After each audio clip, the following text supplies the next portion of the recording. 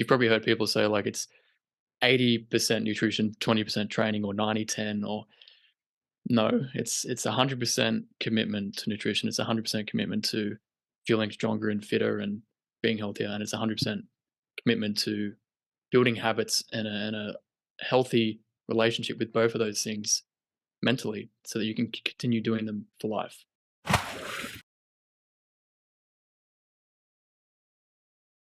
James Schramko here. Welcome back to my podcast. This is episode 1014. Today we're chatting with Zac Mason. Hello, Zac. Good to see you.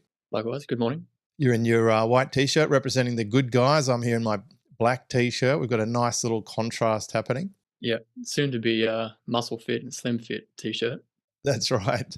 So we're going to talk about that actually. I'm titling this episode Business Owner Body Tune-Up. And I could be talking about anybody who's listening to this podcast because a vast majority of the population are not in great shape, especially entrepreneurs who spend a lot of time hunched up on computers or traveling. It can really wear and tear your body, as I've found out. And we're going to share the story about how it came into my life. We've made a few changes and we're starting to see some things happen, because I think those lessons could have a profound impact on anyone listening who doesn't feel like they're in absolute perfect health. What do you reckon? Yeah, sounds good.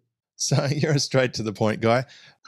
I met you because I have a few clients. There was a guy I was on the Maldives trip with who had told me that he'd gotten into shape working with this fellow called Zac. And then there was another gentleman on the trip who just started with you, who was in not the best shape. Let's be honest. Not great shape. I'd seen him before, and the last time I'd seen him to when I saw him arrive, I'm like, wow, something's happened here. Not in a body shaming sort of way, but more in a like, hey, health-wise or whatever, this looks a bit scary, because I'm always looking out for my clients and I want to make sure that their business is going to be okay.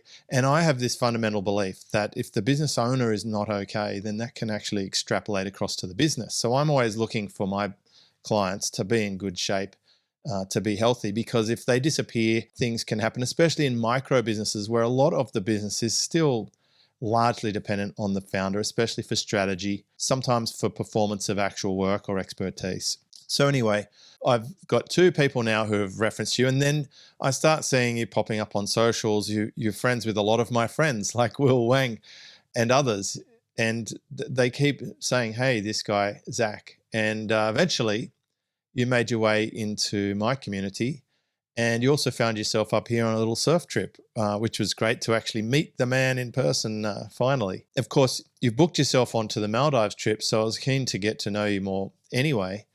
And as part of you coming on board my community, I had a look through your slides that you were presenting at business conferences, because your target market is busy business executives. It's mostly men, right, who have basically got themselves out of shape and want to fix it.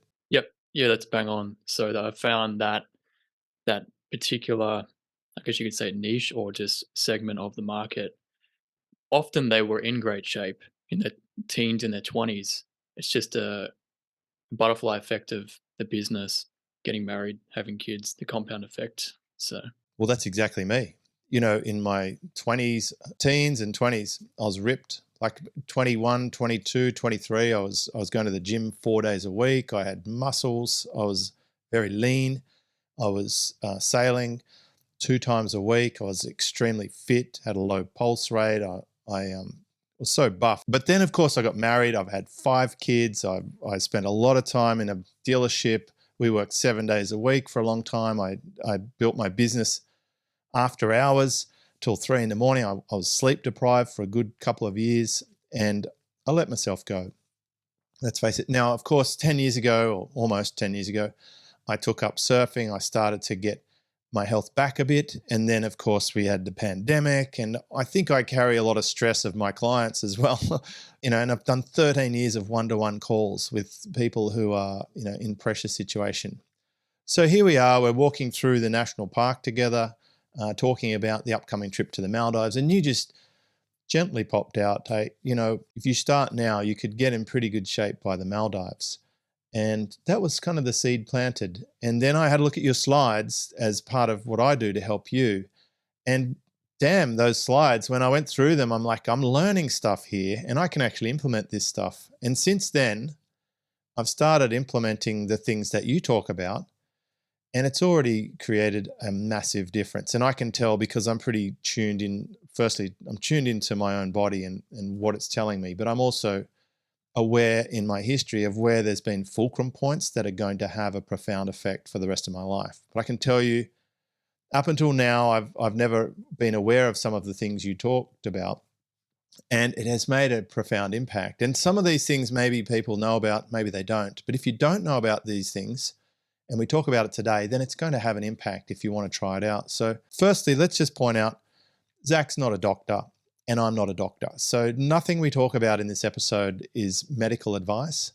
I'm just sharing my own story and the reflections that I've had as Zac has showed me some things. And I'm sure Zac's information is of a general nature that you should still check with your own doctor or whatever. And especially if you're taking medications and things, go and seek professional guidance before you change anything, because I don't want to harm anybody. But I don't know if I've missed anything there, Zac, but it's probably important just to put that one out there. Yes, yeah, I think these days it's too easy for anyone to hop online and say, take this, take that, buy this supplement, do this protocol. Yet everyone I speak to, I say, when's the last time you had a blood test? And they go, which means they don't know. So please, please, just get a regular blood test. That's like the your dashboard in the car when the lights start popping up. Well, the physical version for us is a blood test. So start there. Make sure you're not deficient in anything. Then you can start to add. It's always easy to add things to the body and nutrition, but it can be difficult to take them away, especially if problems develop. So yeah, just check with your doctor first. Just on that, I think that the profound difference that I've experienced since we've started working together is everything up until now was a restriction. You can't do this, or you're not allowed to do that, and it's not sustainable. I think the way you approach things is super sustainable, which I like. And it's been very easy for me to sustain it since we started. But it's also having a tremendous impact. I'm actually lowering my biometric age. I can see it on the Yeah, I chart. saw that. Yeah, I think what's it dropped to now? Dropped down today by a year. So in short, in just a couple of, I don't know, 2 weeks, I've already reduced my biometric age, which technically means perhaps I could live an extra year. I don't know. But it's going to continue to change because I'm on a good trajectory now. But you weren't always the fit buff guy in a white tight t-shirt, were you, Zac? You used to work long hours, and as hard as it is to believe, you had a pretty unfit, unhealthy look about you a few years back. Yeah, I would fall into the like skinny fat category. Like my legs weren't big, my arms weren't big, but I carried a lot of fat around my butt, belly, chest, and in my face as well. And that was just a result of just not knowing what to do, not knowing what worked. And then, like most professionals, working too much, relying on takeaway food. And as you would know, you get into those environments, the majority of stressed out people who are working a job love to drink.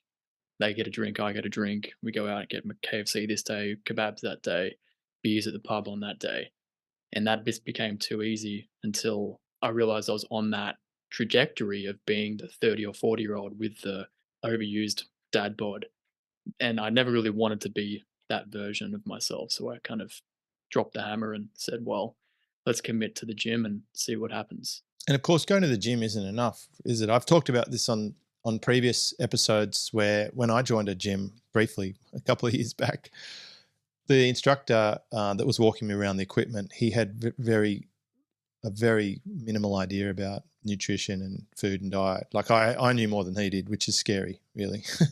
Like I would say I have a good base understanding of good foods and bad foods, but what's really brought it in is a significant change in one area, which I'm sure we'll cover, and then a deeper awareness of the next layer of things like the macronutrients, etc. So you actually went on a journey. You ended up becoming a really super buff gym bod contestant type. And I'm sure during that process, you had to go and eke out the best possible information you could. And where did you find it? Like, in a way, I guess it happened organically. So I had a buddy who was an ex bodybuilder, and he kind of took me under his wing a bit like, a Rocky and Mickey scenario. He was telling me what to do, teaching me how to train, telling me what to eat, and I was like kid in a candy store. I'm like, wow, this is amazing. Get to train with a bodybuilder. He got me ready and prepped for my first competition, even though I didn't want to do it. He just kept pushing me into it because something good would come from it. And after I stopped training with him, I actually hired a professional coach who had got several people like their professional status in the league and worked with thousands of people all over the world for specific competition. And he kind of taught me everything he knew. Worked with him for over a year straight. He had to completely change the game from a nutritional point of view, training, recovery, and yeah, just kind of taught me everything I needed to know about those areas. And I think you ended up going from being a gym instructor to taking your program internationally. You're helping these people virtually now, like you've been helping me. Yeah, yeah, correct. So it's a funny story. So when I finished bodybuilding, I wanted to get into the industry because I felt like this is something I want to do. It would be a bit like a surfer who then wants to open like a surf shop or be a surf coach. It's kind of how it felt. And long story short, I got a job in the gym, and I didn't want to be a PT at that point. But when I saw what the PTs were doing, I was like, "Is that what they're doing? Like, I could do a lot more than that. I could probably add a lot more value considering competitions and nutrition and all that." So that gave me the confidence to have a go at it, and got qualified. 6 months later, I went full time PT only because of the advice I got. And if I remember correctly, it may have been from Chris Dufay. So I was looking for an online Fit Pro coach to help me start a program and sell it online. But I had no qualifications and I wasn't a PT yet. And I got a piece of advice that said, look, go work in the gym, earn your stripes, get results, perfect your method before you take it online. And I didn't know any better. So I said, sure, I'll do that. And it turned out that that was the best path for me. And then in 2018, I officially took the method online once I proved it wasn't just working on me, it was working on other people as well. What do you call the method? Metabolic recomp method. Right. And where can people find out about this? Pretty much on my Facebook or LinkedIn. So just my name, ZAC, Zac Mason. I put everything, about my results with clients, my processes, me, all on there, like way more than you would get on a website. I So love your posts. Your LinkedIn's great. I've learned a lot there, like the tests where people who eat a lot more protein past a certain point, there's no real benefit after a certain point, etc. Or it doesn't matter whether you eat early or late, etc. For people, it can be different. So I appreciate all the research-backed stuff you've been posting. When I think of you, I think of there's three main categories, right? It comes down to nutrition, which clearly is a massive one.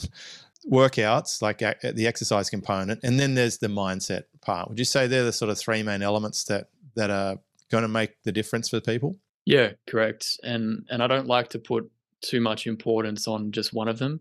You've probably heard people say like it's 80% nutrition, 20% training, or 90-10, or no, it's 100% commitment to nutrition. It's 100% commitment to feeling stronger and fitter and being healthier, and it's 100% commitment to building habits and a healthy relationship with both of those things mentally, so that you can continue doing them for life. So that's how I look at it. Well, let's talk about nutrition first, given they're all important. Yes, yeah, This made a huge difference for me because, like most people, I've found my way into doing things like keto. I've tried low carb. I've tried fasting. So lots of different things, and I can get results, or I can drop weight. But then, of course, you end up putting it back on if you're not careful or you can't sustain it, which is pretty much all things, especially if you travel, especially if you're in other countries, especially if you've got kids or things that make it more difficult, or also, and very importantly, your partner. If you don't want to have a meal but they're ready for a meal, that can be quite awkward. So the big change for me is you sort of made me aware of calories and calorie budgeting. And I always thought this was something they do at Weight Watchers or Jenny Craig. Apparently one of those has gone out of business recently. yeah. Jenny Craig, yeah, Yeah, so in Australia, one of them's gone out of business. But I always thought that calorie counting sounded like hard work. It was difficult. I basically resisted it because I didn't want to do the work for it, and I didn't really understand how important it is. But in short, and I'll let you explain this in a better way, basically, if you work out how much energy you're using in a day and how much your body needs, and then you can work out the amount of calories that you can consume to maintain that. That's kind of your number. And if you lower that, then you end up with a deficit and you'll start dropping weight. And if you increase it, then you end up with a surplus and you start gaining weight. Is that sort of a really layman's terms of the energy budget? Yeah, you basically summed it up correctly. And look, I have a habit of getting way too technical with this kind of Don't stuff. worry, So I'll untechnical it for you, because this is what's blown my mind is you put me onto an app. And I resisted the app because, another thing to download. I don't want to download it. It seemed like I'm going to have to work everything out. This is going to be laborious, but it was actually the complete opposite. Once I got it, I was hooked. I mean, it took care of my, your natural addiction to gamification, etc. This thing has a barcode scanner, or you can take a photograph of stuff. The barcode scanner is amazing because it actually already is preloaded, and you can just click on it if you consume something. So you set your budget, you put in your weight and your age and height and all of that and what you want it to be. And you can also even set your macros. If you do want to do keto or you do want to do fasting, it actually caters for all of that. And you can check your carbs, fat, and protein. And basically, as you eat, you just add whatever you eat and you don't go over budget. And the next day, this is the best thing about it. The next day you start from zero, like you've got a whole budget again. It's like this never-ending bank account that keeps filling up. yeah, it's a good way to look at it. Yeah, you got, like in my case, I got about 2,500 calories again. Yeah. Here's the thing. I've never been hungry using this. It has drastically improved my awareness of food. I've got way better understanding of what foods have fat or protein or carbs. It's once you've eaten something, it's already in the register, so you just click on it again. You can even have it repeat them if you wanted to go that scheduled. And also, if you're making stuff at home, you can build meals. So you put all the things you've got in the meal into it, and that's a meal, and you just click once, boom. And if you ever have that meal again, just click on it again. So the big outcome for me, this is the simplest way I could say it, I was overeating. And being aware of my budget has allowed me to stay under budget, and the weight is just falling off. It literally just falling. We're 10 pounds down in a week from just doing nothing except not stuffing my face with as many calories as before. Eating exactly the same stuff, but less of it. And like you said, you're not hungry. Like you've been saying, like, do I have to hit the budget? Exactly. Yeah, like I can easily come under budget. It's like, and especially once your stomach starts shrinking after the first few days, it's just super easy. I think I could keep this up for the rest of my life because I haven't missed any meals. I'm actually eating more often, and I'm eating more variety of food than I was before because I'm not just trying to do keto, or I'm not eating nothing until lunchtime, right? So the more extreme you go, the harder it is to sustain, I suspect. So what really opened my eyes when I was looking through your slides, it shows the different calories of different kinds of foods. Like a black coffee is just a couple of calories. A croissant or a packet of chips, I mean, obviously they're not great foods for you to eat. I already don't eat gluten. I know you don't eat gluten. So it makes it a lot easier with baked goods and stuff. Yeah, this rules out a whole bunch of calories that you don't Those need. Starbucks things they have with the whipped cream and the sugars, like that was never going to be a good option anyway, right? But under this regime, you could still have it if you really wanted to, right? Because Yeah. you budget. Correct. Yeah. Like, look, I had an ice cream last night, but I budgeted for it. I looked at it and I said, well, it's 964 kilojoules. So we divide that by 4. It's about 240 calories. And I didn't have a protein shake yesterday. I just ran out of time. And I said, well, I'm going to reallocate that protein shake calories to my panna, coconut, gluten-free, dairy-free. I want one right now. They're so nice. I had one of those after dinner, and it just fit perfectly in the budget. So I woke up this morning, same weight, feeling fine, no issues with my gut because I didn't eat gluten, I didn't eat dairy. And I'm not saying everyone should not eat gluten and dairy. I have an intolerance. So you've got to be aware of these things, which is why at the start we said check with your doctor, get blood tests, rule out all the things that cause problems, and then get rid of them, and you'll instantly feel better by default. That's it. Well, I know the foods that upset me. Definitely gluten's one of them. Yeah, you're onto it. Yeah. But I love dairy. Like one thing that's changed for me is just having a glass, well, not quite a full glass full, like 200 milliliters of kefir. I don't know how you pronounce it properly. There's 5 definitions if you look it on Google, but kefir, Yeah. Yeah. that Russian probiotic super juice, like it's got 250 billion strands of good bacteria, right? It just destroys colds and all sorts of things. I love that. The gut is so important. But anyway, I've just noticed my body's running clean. I already eat pretty clean food anyway, but I was eating too much of it. And of course, that I wasn't creating a deficit, so I was just starting to slowly put it on. There are other elements, of course, but one thing is once you get the calorie counter and you start adding it, it's just so easy, and you can then synchronize it to other things. What you did is you encouraged me to get some scales that have some biometrics like the body fat, and it works out how old you should be and all of that sort of stuff, your biometric age. But that can talk to the app. So now when you stand on the scales, it just synchronizes and it charts your weight. So that's very easy. I like the low friction aspect of that. Once a day, keeping tabs on stuff. But you give other practical advice, like have a tighter t-shirt. Don't get loose clothing. Like I'm gonna have to change this t-shirt now. It's almost redundant. I'm gonna have to donate my shirts and go for the next type of t-shirt down, because rather than just buy bigger clothing to compensate for getting bigger, won't it be better to just keep trim and fit and live a little longer and feel amazing? Yeah, it's you get the extra bonus of not just wearing a shirt that complements your physique, but the early warning signs. So as soon as this shirt feels tight, I know, I've probably gone a bit over this week. I need to just shave a few things off, and then within a few days, everything's feeling good again. So in short, the first point is if you're aware of your budget, you can basically eat all the time and whatever you want as long as you stay on the budget. And now you can throw out all the can't do this, you're not allowed that, etc. If you don't want to do that, you don't have to, which for me is like, oh, thank goodness. Because, my wife was like, oh, well, if you're on a diet now, how are we going to eat? I'm like, hey, no, it's not actually. I'm going to eat all the meals and I'm going to eat the same things I've always eaten. I'm just not going to stuff my face until my body's telling me can't fit any more in. Right?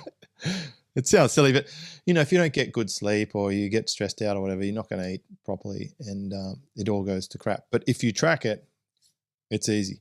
Now let's just talk briefly. One question I had around that is I'd heard somewhere that there's like different values for calories, like thermogenic properties or whatever. Like, is someone going to say, oh, but a calorie is different for a carrot versus whipped cream, or is a calorie a calorie? A calorie is a calorie, just like a kilo is a kilo, a pound's a pound, a millimeter is a millimeter. It's a unit of measurement. So to say that a calorie is different is like saying, well, I went down to BP and they gave me a liter of fuel, but the liter of fuel at the Shell was different. No, no, it was a liter. How the car uses that fuel can be different, right? So to give you an example, if you eat steak, that's going to take the body a little bit longer, and it may consume more energy to digest the steak versus uh, like a candy, like a chocolate bar. That's because of the way it's digested. So proteins will demand more energy to be digested. Sugars and fats demand less energy to be digested. However, it's such a small amount, almost inconsequential, like to your overall metabolism, but it does help. Like if you can get an extra 5% calorie burn added to your total metabolic burn for the day, then that's a bonus. And also the benefits of eating more protein, you'll be more full. It's going to help you recover from your workouts and maintain the muscle mass that you have. Whereas a lot of people in general, specifically business owners who don't have a lot of time to think about nutrition and prepare meals, are not eating anywhere close to the optimal protein range. Gotcha. And just within that, you can make choices. So, for example, if you still wanted to have an alcoholic drink, you're out with friends and you don't want to be that guy on the diet or whatever, you can still have a drink, but maybe you choose one that has less energy. Yep, exactly. And I think this is another thing that it's bit of a myth. Like people think alcohol calories are different.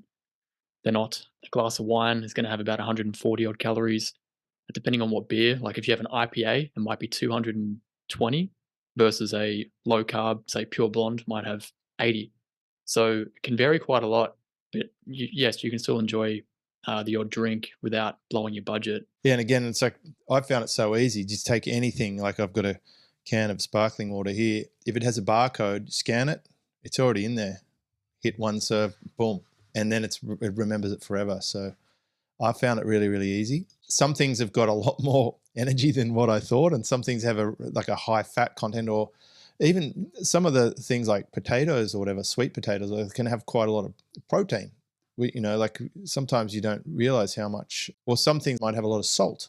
But I like that second screen. It has the macros because then you can balance out and make sure you're not eating all of one type of food, and it takes care of all that secondary stuff. And I'm sure there's a third and fourth and fifth layer. I'm not there yet, but I don't care because it's already working for me. I feel amazing. So that's the food side of it. Let's talk about exercise, right? Should we go for the big ones? Like we hear about cardio and then we hear about weightlifting. You're a fitness pro. You've seen different executives go for this, and it's probably not practical for everyone to have a fully equipped gym. Are we still able to keep up the muscle content of our body? Yeah, yeah, absolutely. So the way to look at training is you're placing a stimulus, a resistance on your muscle so that it has to get stronger. So if you haven't trained at all and you start adding a stimulus like just lifting a little bit of weight, that's going to be a new stimulus. Your body's going to be forced to get stronger. You don't need 250 machines and 1,000 kilos worth of weight plates to do that. And actually, even during COVID, when the gyms were shut down for like 6 months at a time, I only had two dumbbells. And you might remember everything was sold out. So any possible way of getting equipment was impossible. But throughout that time, I probably only like, I would have been training consistently for a long time, right? But I only probably lost 5% of my peak strength just using two dumbbells on at home. Didn't have a bench, and I was pretty much using the floor as my bench. So my point is, you can do a lot at home with just two dumbbells and even a resistance band, but you have to keep it simple. Nice. Well, I like that I can still surf and I can just add in some extra exercise if there aren't waves or whatever. Now, you made me go and do a DEXA scan. Can you just talk about that? Because I can't figure out why that isn't done by every single person every single year. Like, why is this been such a secret to the world? Because it just seems absolutely mind-blowing what it does and how low the radiation is and how cheap it is. Yeah, exactly. Like all the reasons you just said is why we should do one. However, what I've noticed is feedback from clients is that some people will go to get one, and they might ask their doctor like, "Oh, I want to get a DEXA scan." The doctor will say to them, "No, you don't need one of those. That's for people with osteoporosis. You don't need that." That's criminal. That is outrageous. Yeah, yeah, I mean, this thing, I got my scans here. Like it takes a picture of your skeleton. It takes a picture of your fat and your muscles, and it tells you everything you need to know about your fat content, your muscle content, your bone density. That would help if you feel like you might be at risk of injury. It also picks up like your bad fat, that visceral fat, if you're very likely to have a heart attack or whatever else. So it was interesting for mine where they said I'm in no danger of that dangerous type of fat. It's like apparently you can be fairly fit but a bit chubby is what I've sort of concluded from this. So I've got good dense bones, but I'm carrying a reasonable amount of muscle, but also have a lot of fat, a ton of fat on this body. Even though people are surprised I don't look that fat. I'm just hiding it everywhere, I think. So well, you're quite tall. Like taller people it spreads out. and I've got good muscles around my chest and arms and legs, but it's just everywhere. There was something like 27 kilos of fat. I'm like, okay, a good portion of that can go, and I'm just going to get healthier and lighter, and it's going to be better on my bones.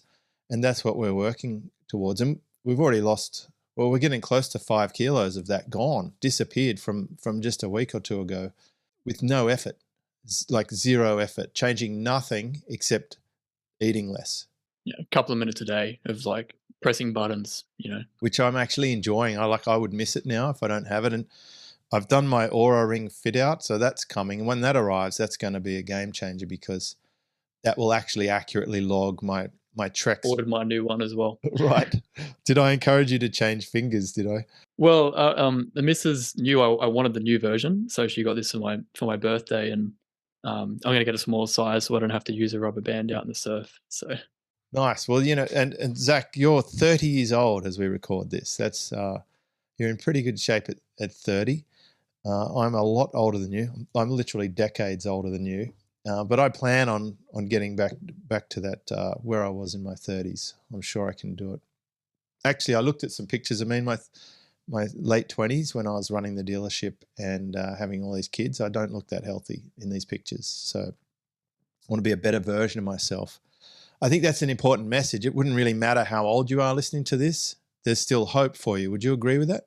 absolutely, I literally just posted before this call a video of a guy named Joe Stockinger. Who's 90? Yep, and lifting 184 kilos, which is 405 pounds at 90. That's a lot of weight. That's like 3 times my body weight, and he's doing that at 90 years old. I mean, most people at 90 aren't alive, but if they are alive, they're being pushed around, nursed around. They're on one of those stair lift things. Just shows what's possible. Yeah.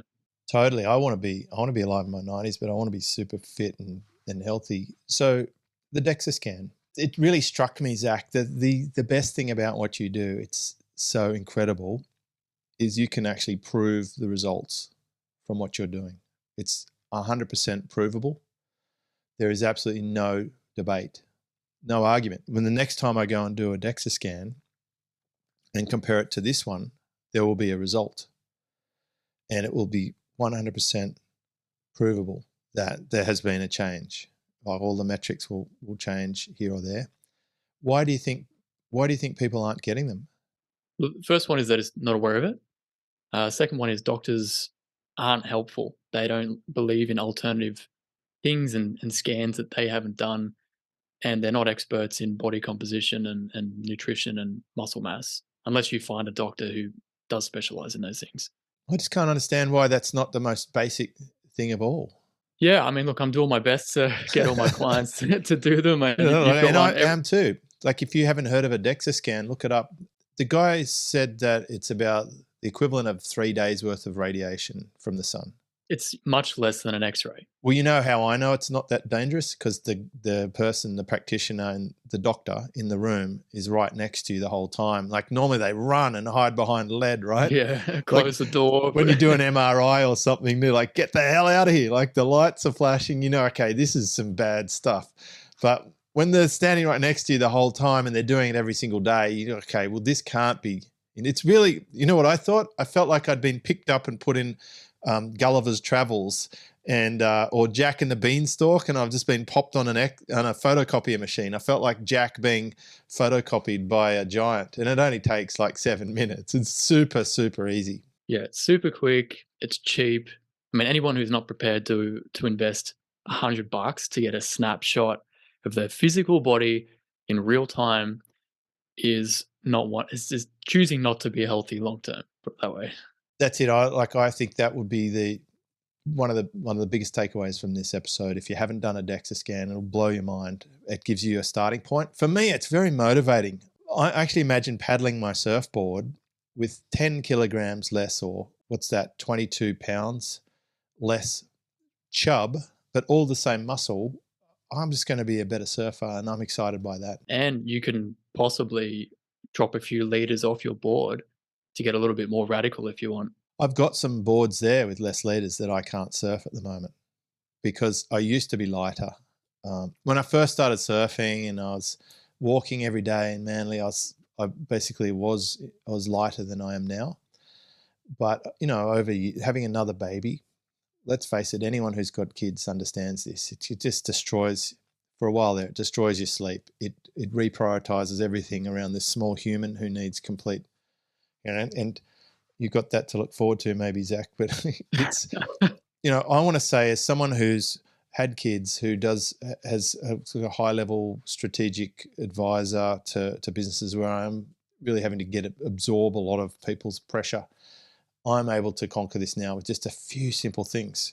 The app, the scales, the DEXA scan, they set me up. They're the train tracks that allow me to roll along. And the fact that I can eat anything I want, anytime I want, is also is a massive bonus, as long as I don't go over budget. And the thing is, Zach's actually hooked his app into my app, so he's keeping an eye on me, and he can see that I'm not blowing out my budget and that I am actually charting good progress. And I actually like that peace of mind, having some accountability. For me, that's exactly what I'm providing the people I coach, is a watchful eye, a constant companion in the journey, because doing it yourself, you end up off track sometimes. And it's kind of like if no one sees you off track or whatever, you might just end up staying there.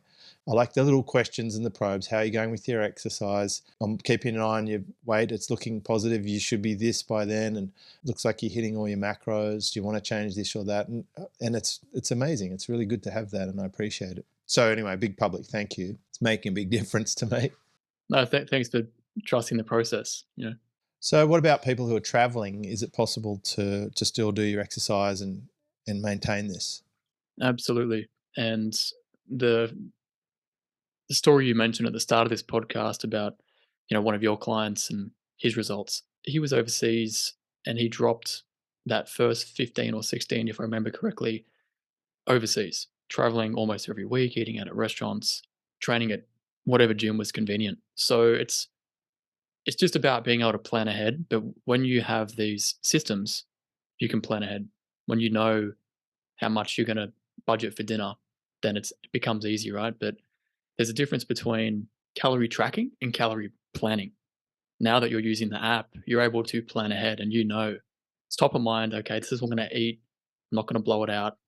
And then you're not trying to pick up the pieces afterwards and then be like, oh, wow, I just ate 2,000 calories and had no idea. Like, now you do have an idea before you eat it. And you're already having that like self accountability. So it's the same principles.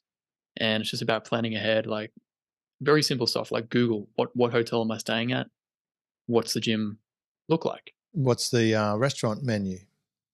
Yeah, the menus, even surrounding like restaurants near Noosa.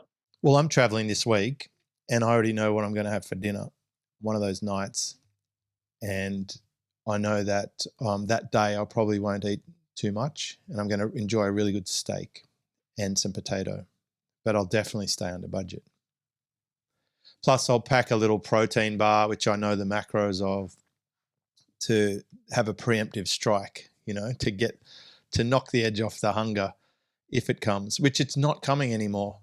That's why I've messaged you before saying, do I have to hit my budget? Because I'm not going to get there unless I go and stuff some food in my face because I'm not hungry. Yeah, and I don't believe in force feeding yourself. Like if your body's saying, I don't want food, that's your body telling you what it doesn't need and needs. So that's one thing I love about this process is like you said, it brings awareness. That's one of the biggest things you said before is by doing the tracking, it's top of mind, you're becoming self-aware. Now when the body's giving you signals, you're recognizing it and you can make the decisions that are going to be healthier decisions or less healthy decisions. So we're sort of wandering into the mindset part here. Let's go a little deeper. Just already we've covered the fact that it doesn't matter how old you are. You don't have to be that motivated to do this, as long as you get some benchmarks and you look at those benchmarks, and you could either say, I'm happy to be carrying this much fat or this little muscle or these frail bones, or I want to make a change. And, even when you hop on those scales, it tells you put in your actual age and it'll tell you what your metabolic age. I can tell you if that metabolic age is older than your actual chronological age, that's pretty motivating. The number one thing, I want to get my metabolic age less than my chronological age. That's a very important benchmark for me, because it's like having an insurance. I've got a young family still, so I want to be around for a long time and look after them. So that's a good motivator. I also want to surf better. Did I mention that? I think I did. Let's talk about a couple of other mindset things, maybe about habits or minimum effective doses, etc. yeah, the minimum effective dose is really the philosophy behind everything, because the way I see it is if you can get the result you want doing minimal workouts that don't chew up your time, that don't chew up your mental bandwidth, that don't suck all your energy and rob that precious time that you have for family, or that where you want to allocate your energy in your business. There's a lot of my clients, their priority is not working out. It's not getting jacked. That's like not last on the list, but it's behind quite a few other priorities. And I'm not the guy to say, no, no, it needs to be number one priority because like, no, that's not how it works. However, the minimum effective dose is basically getting like all the juice out of the squeeze. It's getting the maximum results from 3 workouts a week. It's eating the food you would normally eat, just in a way that puts you into a metabolic deficit. So you're not putting on more body fat, you're just slowly shaving it off over time. And that's kind of the high level philosophy behind it, if that makes sense. Well, I've heard you actually forbid clients from working out too much. Yes. So 3 workouts a week is the limits, unless you can prove to me over many months that you deserve a fourth workout. There's just no need to do it. And the reason behind that is because one, it's complicates scheduling. So if you're trying to do 4 or 5 workouts a week, and then all of a sudden you've got to fly to Sydney for a client meeting, or you've got a conference, or your manager's just called in sick, and now you got, you know what I mean? It's all these things pop up. You miss that fourth workout. Now you got to do 5 next week. Hey, come on. So you're beating yourself up unnecessarily. Yeah, and then you miss a workout, or instantly you feel bad. It takes the wind out of your sails, and then if you miss a second day, it just starts this compound effect of like a negative spiral, and then that's when the stress hits, and something might happen, and the next immediate thing to reach for is the food or the sweets or the alcohol. So the way I look at it is hey, if we can just get you the body shape you want in 3 workouts a week between 25 to 40 minutes, are you happy with that? Like, why do you need to train 5 days a week to look like this if you can look like this in 3 days a week? It just doesn't make sense to me. It's kind of like this old philosophy here: Ah, yes. work out less, make more gains. There's a 64-4, isn't it? I'm definitely it. Like I said to you, you asked me the other day how the exercise is going, and I said I haven't started the exercises because firstly I've been surfing every day. The surf's been good, but also I've just been concentrating on getting the food right, and the food is making a huge difference. But I have started doing the exercises now. I've set up my workspace for the exercises, and I've got the equipment. I sent you off everything that I've got, and you sent me back a plan that works with the stuff I've already got. So you're not making me go and get strange things that I don't need or want or that aren't going to work. And I was able to start. So that's been a good innovation, and it should continue sort of to phase 2. Normally at this point, I'd summarize the episode, but I'm going to see if I can lean on you a little bit, Zac. This is your part where you can put a nice summary for someone who's listened all this way into this episode. They're interested in the fact that I'm getting a result. I'm not an affiliate. This is not a promotion. This is just genuine, heartfelt gratitude for having Zac appear in my life and make these suggestions that are really working for me. And I wanted to share it to my audience, which is the great joy of having a podcast, is you can have these discussions and little light bulbs go on out there. What message do you have for our listener? It's a good question because we've covered so much great stuff. Then just summarize the 64-4. Like if you can take just 3 things away from this, what would be your top 3 things? The first thing is keep it as simple as possible and start with what you have. So you're a great example. You started with nutrition. You just got the nutrition right first, and we've got it systemized, and it's great. Now you're moving on to minimum efficient workouts. You're not saying, all right, next Monday, I'm going to cut this. I'm going to have salad for lunch. All right, no more desserts. Wifey, throw out all of this. And I know the kids are not doing that. Like, you're not overhauling and stressing everyone out. So start really simple with what you have now and feed that motivation, momentum of just little baby steps forward. Second thing is, if you want to get results long term, you've got to keep this top of mind. So plug in some data. Learn how to plan calories, not just track them.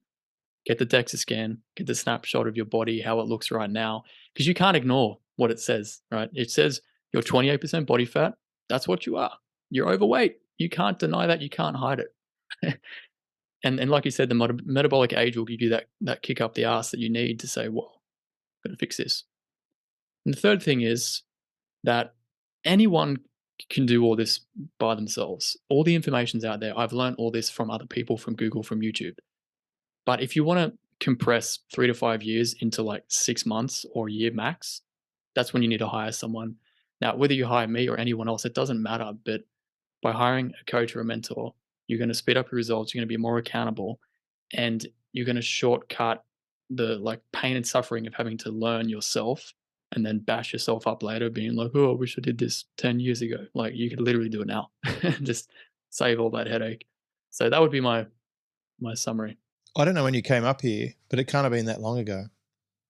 Just a couple of weeks, 3 weeks. Yeah, maybe like 3? It was the last weekend of April when the surf was pumping.